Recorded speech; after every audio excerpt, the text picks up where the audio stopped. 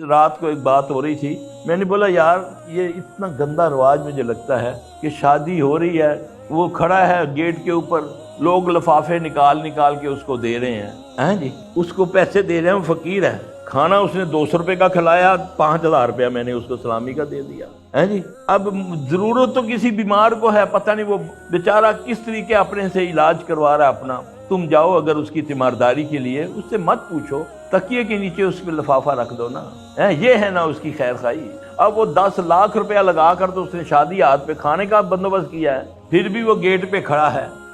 لفافے لیتا جا رہا ہے، جب جیب بھر جاتی ہے نوکر کو کہتا ہے یار لفاف لے اور مال لاؤ یار، اس میں بھر کے اس کو ڈگی کے پیچھے رکھو کہ دیکھنا گاڑی لاک کر رہنا، اب دوبارہ تیاری ہو رہی ہے۔ یہ کیا ہے؟ نہیں جی کل میں نے اس کی شادی پہ، اس کے بیٹے کی شادی پہ، اب میں نے بھی تو کرنے ہیں نا۔ یاد رکھنا رسول اللہ صلی اللہ علیہ وسلم نے فرمایا کہ جو تحفہ اس نیت سے دیتا ہے کہ کل مجھے اس سے بہتر دے گا، یہ سود کی قسم ہے۔